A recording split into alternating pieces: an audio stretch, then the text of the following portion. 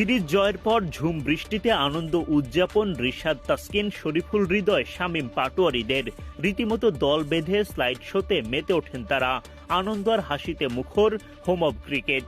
এর আগে দেখা মেলে বৃষ্টি মুখর এক ব্যতিক্রমধর্মী পুরস্কার বিতরণী অনুষ্ঠানও।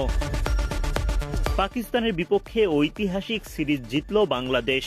সিরিজ জয়ের পর পুরস্কার বিতরণী অনুষ্ঠানে ভিন্ন রকম এক আবহ। লিটন দাস, জাকের আলী অনিকরা যখন পুরস্কার হাতে তুলে নিলেন, তখন বৃষ্টি নামতে শুরু করেছে অঝোর ধারায়।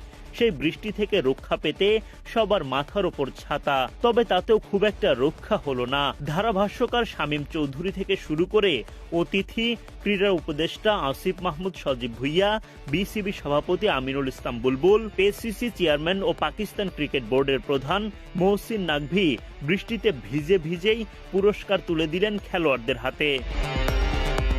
প্রথম 2 ম্যাচ জিতে সিরিজ আগেই নিশ্চিত করে ফেলেছিল বাংলাদেশ। বৃহস্পতিবার হোয়াইট ওয়াশের লক্ষ্যে নামলেও সুবিধা করতে পারেনি টাইগাররা। 74 রানের বিশাল ব্যবধানে পাকিস্তানের বিপক্ষে হারতে হয় বাংলাদেশকে। যদিও তাতে খুব একটা আক্ষেপ ছিল না লিটনদের, কারণ সিরিজ জয়ের ট্রফি যে তাদের হাতেই।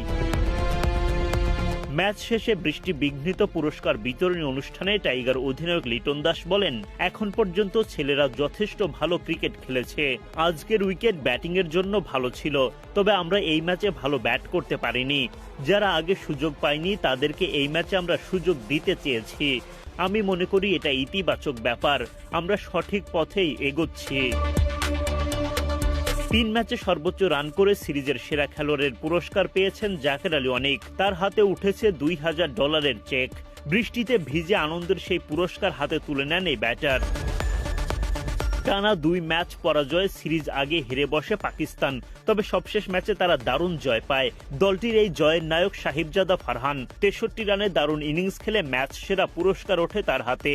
তিনি জেতেন $1000 প্রাইজ মানি।